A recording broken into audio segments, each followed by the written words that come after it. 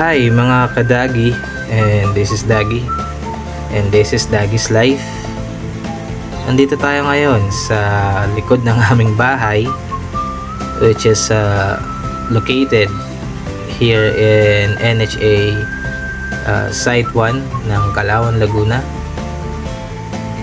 And napakagandang lugar, which is kung makikita natin maraming pwedeng gawin, like tumambay, mag-camping, and car camp kung mga may hilig kayo mag-car camp.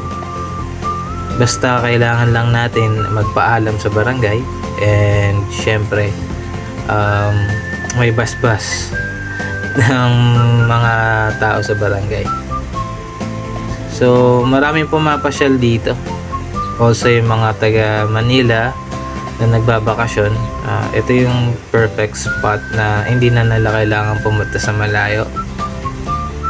Nandoon na rin yung mga kabataan na naglalaro ng soccer, habulan, kung ano-ano pa. Marami ring mga activities sa mga estudyante dito sa lugar ng Calauan, Laguna, which is dito nila napipiling mag-practice dahil sa presko yung hangin, maganda yung lugar, and syempre malawak para sa mga bagay na pwede nilang gawin, katulad ng pagsasayaw at kung ano-ano man. Minsan yung mga estudyante dito rin pumupunta para mag-aral, mag-chill, mag-usap.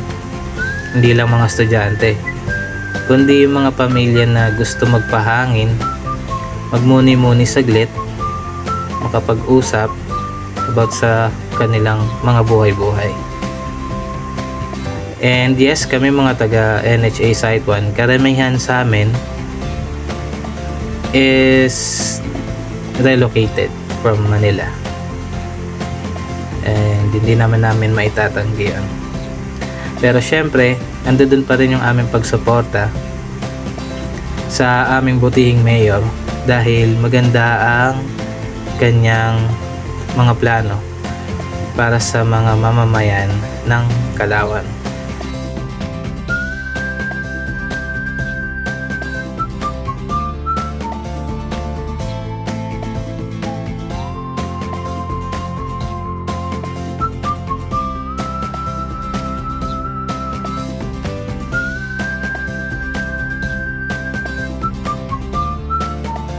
So nga pala, itong video na to is syempre flight test ng ating drone, and wala akong masabi, napakaswabe.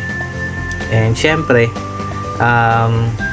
ako ay nagpapasalamat sa mga nagpa-follow, like, and share sa ating page na Sulong Calauan, mga supporters na Mayor Osel Garatian.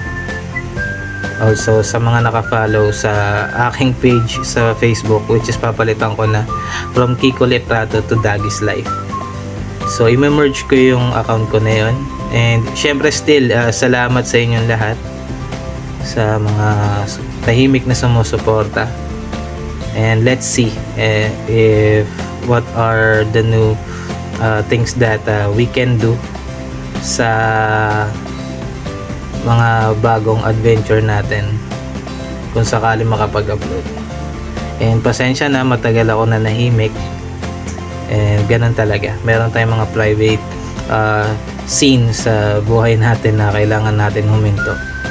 Pero ako yung nagbabalik from Kiko Letrato to Dagi's Life.